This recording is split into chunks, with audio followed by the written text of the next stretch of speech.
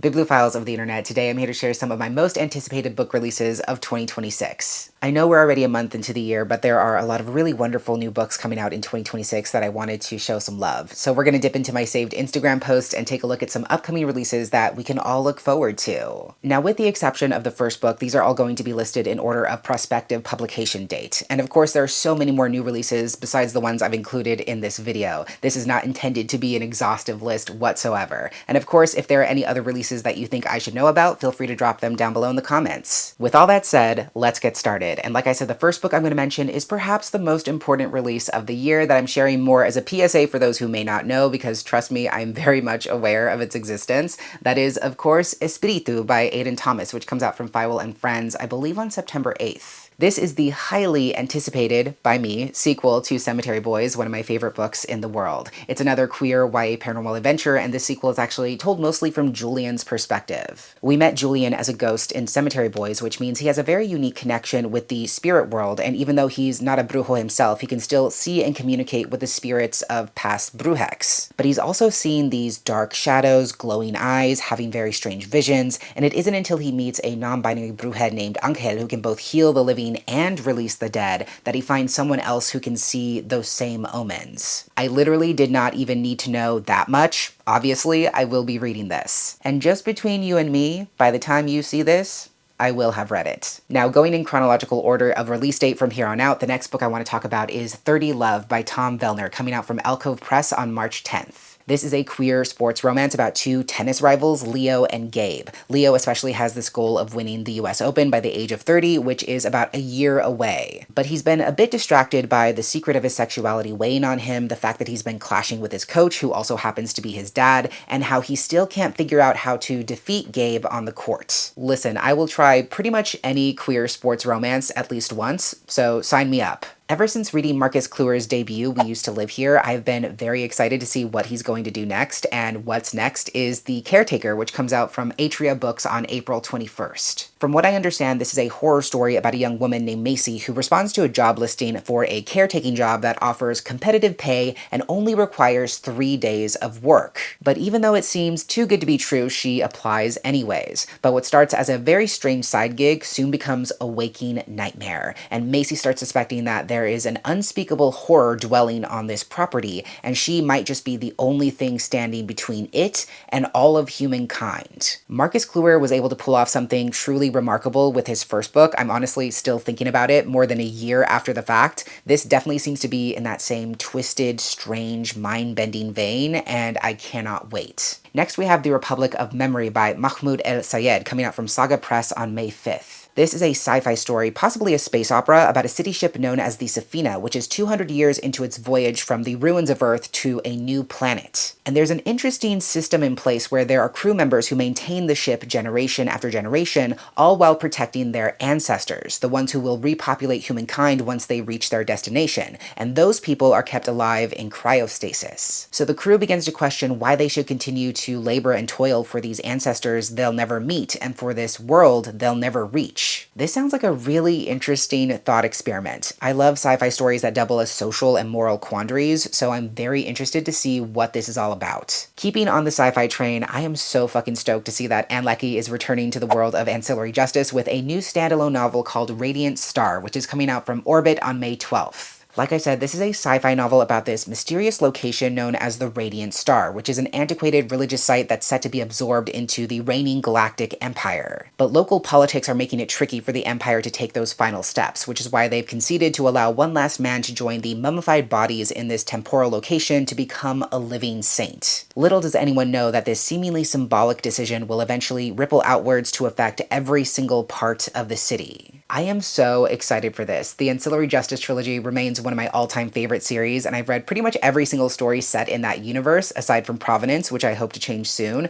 But long story short, if Ann Leckie writes it, I will be reading it. Shifting gears a bit, I'm also looking forward to The House of Now and Then by Edward Underhill, which comes out from Avon on May 19th. I believe this is Edward's second adult book. It's got just a pinch of magic or surrealism and follows a trans man who books a cottage in Cape Cod for the summer, planning to stay there by himself. But when he arrives, he discovers that he's actually sharing the house with all these figures from his past, including an old professor, his father, and even his ex. There's also this mysterious repairman who keeps appearing throughout the house, and Harlow, the main character, can't help but feel like this magical house is trying to tell him something about his life. Listen, I will always be down for romantic stories about wrinkles in time, time distortion, magical buildings or locations with their own agenda. Lake House has been a very foundational film in my life, and I'm constantly chasing any story that even remotely has any similarities to that kind of magic. On yet another very different note, I'm also looking forward to Startup Hell by Caitlin Rezakis, which comes out from Titan Books and then presumably from a US imprint afterwards on May 19th. This is a satirical contemporary fantasy story about a witch named Morgan whose mom happens to be a world-saving, demon-slaying Shadow Council wizard, while Morgan herself is a junior sales witch working for a tech startup that doesn't even know what its main product is. One night when she's leaving work, she discovers the dead body of her boss, who was killed in the process of summoning a demon so he could trade his soul in order to hit his quarterly target. The demon, Luke, is now trapped on Earth until he can find someone else to sell their soul to him, which is how Morgan gets roped into helping him, and now she has to find someone else to finish the ritual, and one of the company's tech row CEOs might just be a likely candidate. I really enjoy satirical stories that critique and poke fun at the corporate world especially, which I think is inherently ridiculous, and it seems like this story is doing just that. I'm also a sucker for any story that's about Faustian bargains, humans entering into contracts with demons, etc. I haven't read anything by Caitlin Rezakis yet, but I do own her other two published works, and I just have a feeling that I'm gonna get along really well with her books. Speaking of authors who have notably written satirical fantasy stories about crossroads and demon bargains in the past, one of my faves, F.T. Lukens, has a new YA fantasy book coming out this year that is The Last Best Quest Ever, coming out from Simon Teen on May 26th. This is a queer fantasy adventure about Eleanor, who happens to have the best questing record of anyone in her kingdom's history, but she also has a massive secret, which is that her fame is built entirely on lies. She eventually gets tired of keeping up this facade and announces that she will be retiring, but her plans to make a quiet life for herself are shattered when her twin brother Zig bets his literal life that Eleanor can retrieve the horn of the mythical Elder Beast, so she sets off on an epic quest accompanied by a strange mixture of young adventurers who are also trying to make a name for themselves. If you've been here for a minute, you know that F.T. Lukens is one of my auto-read authors. I've read and loved every single one of their traditionally published books. They do have some books published by small presses in their backlist that I need to eventually circle back to, but long story short, I love everything they do, and I think this new book is also going to be fantastic. I'm also very intrigued by Meet Me at the Picket Line by Jasper Sanchez, which comes out from Harper Teen also on May 26th. This is a queer contemporary YA story about a trans teenager named Eli who might just be the only teenager in history actually looking forward to working his minimum wage summer job at a roadside museum, especially because it means he'll finally save enough money to make a payment on his top surgery. But the museum turns out to be a late-stage capitalist hellscape, and Eli's co-workers, led by his super annoying, self-righteous, distractingly hot high school rival Efrain, plan to unionize. But will the two of them be able to stand each other long enough to get the union off the ground and keep management from getting suspicious? I'm so excited to see this trans-led YA story that has pro-union, anti-capitalist messaging with an underlying current of queer romance as well. That's a lot of really great buzzwords for me, and I'm looking forward to eventually giving this one a try. Speaking of really awesome YA, I'm also very highly anticipating June Her's latest release, which is called Behind Five Willows, and being published by Fievel and Friends also on May 26th. This is pitched as an homage to Pride and Prejudice, but set in historical Korea. It's about Haewon, the dutiful second eldest daughter of a poor family whose only hope of a decent life is to marry well. But during a time of rampant government censorship and book banning, she actually works as an illegal book transcriber in order to earn a bit of extra money for her family and herself. When her older sister begins falling for a wealthy young man, Haewon is roped into chaperoning them during their courtship. And to make things worse, the man's uptight and judgmental friend, Sojun, is also helping to chaperone. But little do either of them know that Sojun is one of the anonymous writers whose work Haewon has been transcribing in secret. I cannot wait to read this. It has so many things I love. First, I just love June Her's writing. I have not read nearly enough of it, but what I have read has been truly exceptional. I also love her commitment to carving out space in the YA market to share so many stories about historical Korea. Plus, I'm a huge fan of Pride and Prejudice, so this is just the perfect storm for me, and I'm really excited to see her unique take on this classic. Another one of my favorite authors, M.K. England, is coming out with, I believe, their debut fantasy novel, Field Guide for the Formerly Villainous, which they're publishing under the name Autumn K. England, and which comes out from Poison Pen Press on June 2nd. This is a cozy fantasy of sorts. It's about a character named Oakland who accidentally joined an evil, world-ending cult where they fell under mind control magic and were forced to commit heinous crimes. But thankfully, the realm was saved, the curse was broken, Oakland was able to escape, and now they live on a small farm and have vowed to never again use their magic. But there's a no-nonsense ghost granny haunting the farm who encourages Oakland to put themselves back out there, which allows them to find companionship, friendship, and maybe even romance with a paladin librarian who's made Oakland's heart come back to life. This sounds like a really sweet, soft fantasy story about gradually healing and finding new and worthwhile things to live for after surviving trauma. So again, sign me up any day of the week. CL Polk is also coming out with a queer fantasy adventure after a bit of a hiatus. It's called The Feywild Job, and it comes out from Random House Worlds on June 30th. I think this might be a romantic fantasy. It's about a con artist named Seldian who was sworn to never fall in love. And it's not just a promise they've made to themselves, it's a magical pact that grants them literal magical powers. For a while, everything's going great. They're pulling off all kinds of heists and leaving a trail of broken hearts behind them. But when a grift goes horribly wrong, they catch the eye of a mysterious patron with a job offer they simply can't refuse. The mission is to steal a gem called the Kiss of Enduring Love and return it to the Feywild, which should be simple enough. But things get trickier when Seldian realizes their ex-partner Kel is also part of the extraction team. I don't need to know anything else. This seems like a super fun fantasy adventure. I love stories about magical heists, one last job gone wrong, ex-partners enduring forced proximity, etc.